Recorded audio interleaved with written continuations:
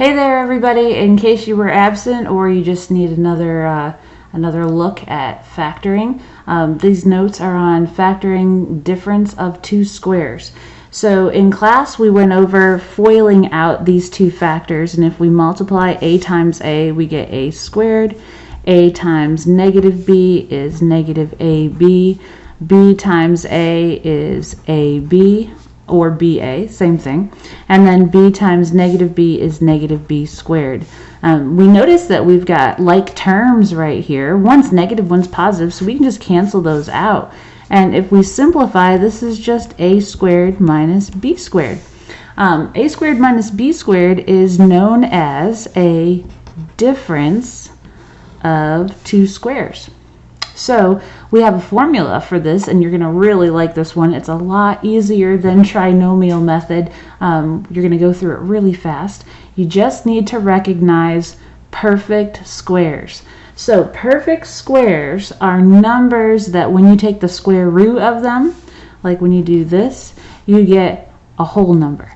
So I'm going to list out the first about 10 or so perfect squares for you on the side of your paper, so that way you have them to reference. So 1 squared is a perfect square, that would be 1. 2 squared is 4. 3 squared, 9. 4 squared, 16. 5 squared is 25. 6 squared is 36. 7 squared is 49. 8 squared is 64. 9 squared is 81. And 10 squared is 100. Now, we could keep going. You could do 11 squared, 12 squared, 13 squared, and so forth. And if you know those in your head, that's awesome, because it'll make this even faster. If you need your calculator, you have it. Okay, so you can totally use your calculator if you need these. So we're going to be looking for these type of numbers in our factoring problems so that we can use difference of two squares formula. So that formula is, well, if you have a squared minus b squared and you're asked to factor that, it's just going to be these two factors right here. It's going to be really easy. You make two sets of parentheses. One set of parentheses gets a plus sign. The other one gets a minus sign. You can put the minus one in the front if you want to and the plus sign in the back. Commutative property says that you can switch them around and it's okay.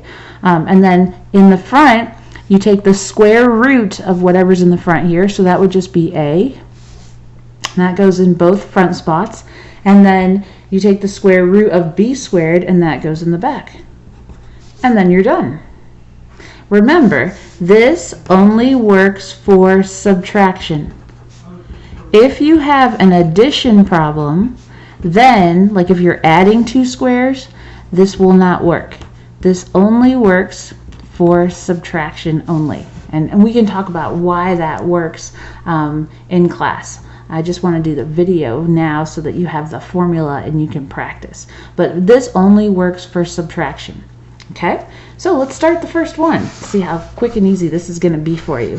So the first thing, as always, when you do any kind of factoring, is you want to look for a GCF. Always ask yourself if there's a GCF.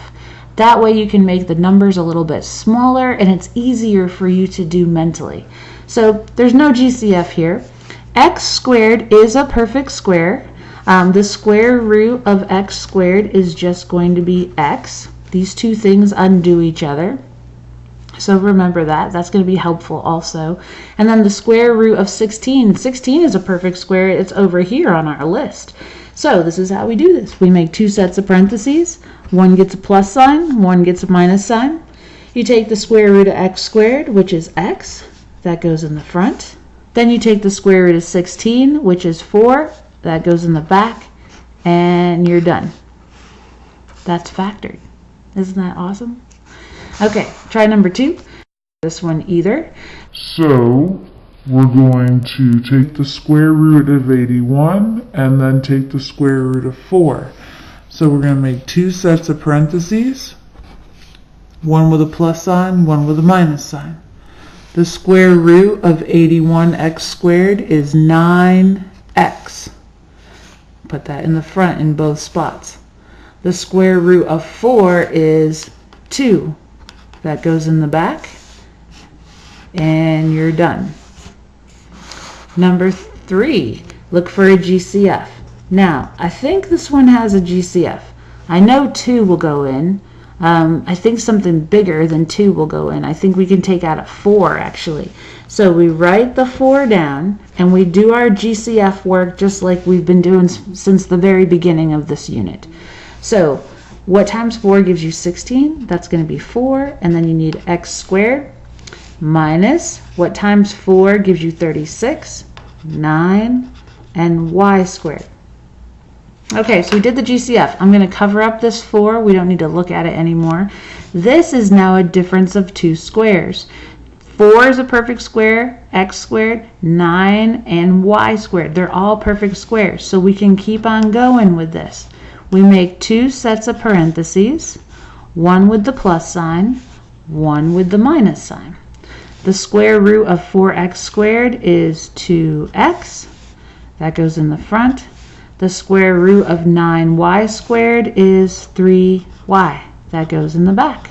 And then bring your 4 down, and you're done. Let's look at number 4.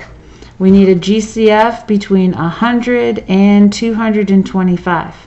Well, the GCF between those two is going to be 25. Remember, we can find this in the calculator also. Math, num, and then down to choice 9.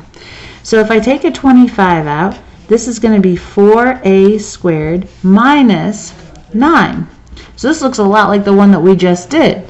So now we're going to keep on factoring difference of 2 squares. One gets a plus and one gets a minus. So this will be 2a and 2a, and this is 3 and 3. Bring down the 25, and you're done. Number 5, 625 and 49. First you want to check for a GCF. There's no GCF between these two. That 49 kind of messes things up for us.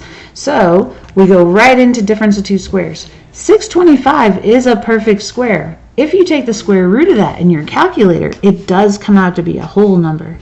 So we make 2 sets of parentheses. One gets a plus and one gets a minus. The square root of 625 is 25. That goes in the front. And then the square root of 49y squared is 7y. Those are factored.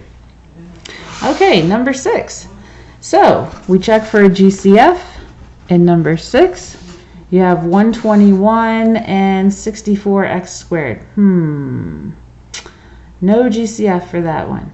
121 is a perfect square, and 64x squared is also a perfect square. So it looks like we're good to go, but take a good look at this one. See that plus sign right there? See this right here?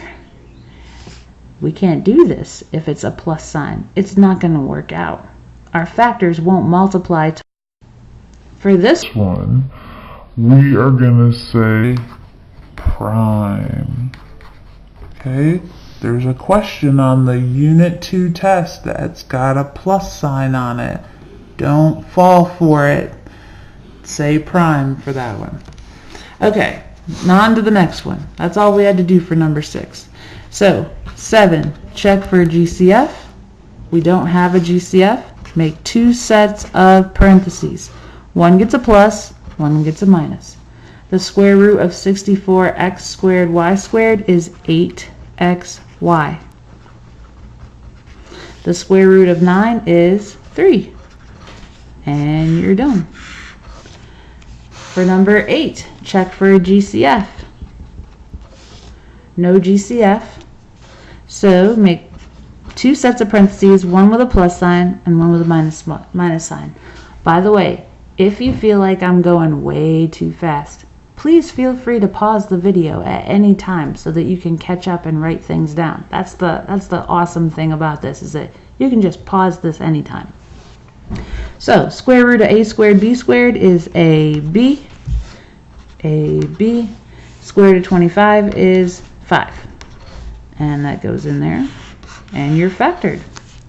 Number 9, check for a GCF. We do have a GCF here because 4 will go into 36.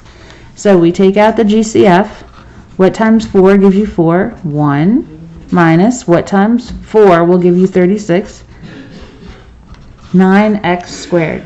So now we can continue down because 1 and 9 are both perfect squares. Remember, you only keep factoring if you've got perfect squares here. So 2 sets of parentheses, one with a plus sign, one with a minus sign. So this is 1, square root of 1 is 1. The square root of 9 is 3, and then we need an x. Bring down the 4, and this is factored. Number 10. All right, check for a GCF between 400 and 49. No GCF. So we're going to make 2 sets of parentheses, and this gets a plus and a minus. The square root of 400, let's see, 400 is a perfect square, so we could do that. Square root of 400 is 20, and then x, y, and then 20x, y. Square root of 49 is 7, so this is going to be 7a, and 7a in the back. There you go. So we just did 10 examples together. Try your homework now, and of course, ask me questions if you get stuck. Thanks.